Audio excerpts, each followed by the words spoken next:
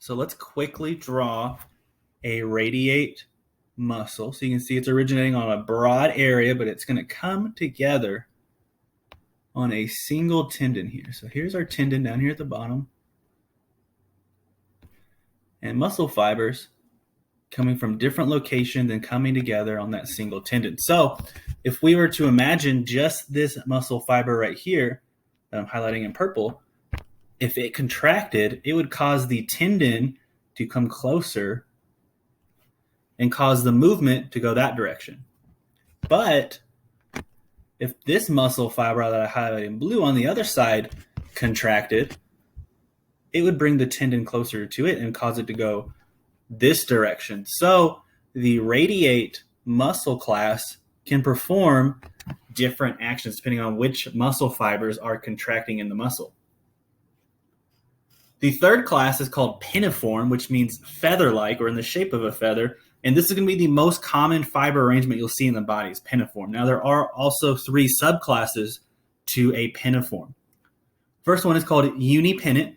And so this is where the muscles and the fibers on the muscles only attach on one side of a tendon. So if our tendon here, if we drew it just like on the side there, the fibers are only going to come on one side of it, giving it the appearance of half a feather.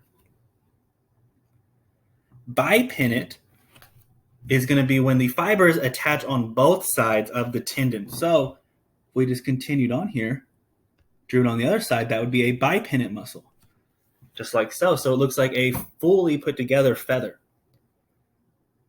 We also have something called multi-pennant, which have multiple tendons with fiber arrangements on both sides of each one of those tendons. So let's draw that here.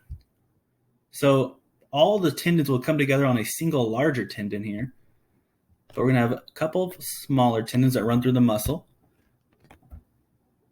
And then you're going to have the fiber arrangements on either side of these tendons, just like so. It's almost like a little tree here.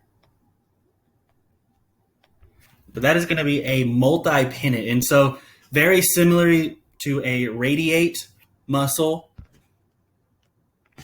if only this side contracted, it would cause a single action, whereas the other side could do a different action, and the middle one would also be able to do its own action as well. So a multi-pennant, kind of the significance of it is that it can also perform multiple actions. So here's some examples, and there are an extra classes that we're not going to cover, such as circular, but we're just going to look at what we covered first. So our first one was longitudinal, which had 2 subclasses. We had the parallel, which we see over here with the muscle called sartorius, which we'll actually see later in this unit. But if you look closely, you see the fibers just running parallel to one another right along the muscle. Fusiform was the other subclass of longitudinal. You can see the tendon on either side of a muscle called the biceps brachii, which we'll cover more in Unit 2. But that's just the correct word for your bicep muscle. Most of us have heard of that before. But that is a fusiform muscle. So you can see the tendons on either side with a big fat muscle belly in between them.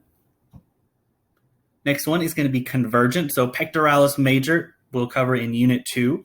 This is a really good example of a radiate or convergent muscle. So you can see all these fibers originating at different places, but they all come together to that single tendon. And so if only these fibers up here at the top contracted, it would cause this tendon to go upward.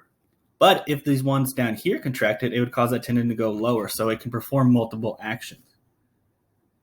We also had our pennant muscles, uni pennant down here. So you can see the tendon right here with all the fibers coming only on one side, which is extensor digitorum longus, which we'll get to at the end of this unit. Bipennant rectus femoris we'll see in this unit as well, but you can see fibers coming on either side of that tendon in the middle. And then also multipennant, which is the deltoid muscle, we will cover in Unit 2. But you can see there's multiple tendons that are going through the actual muscle,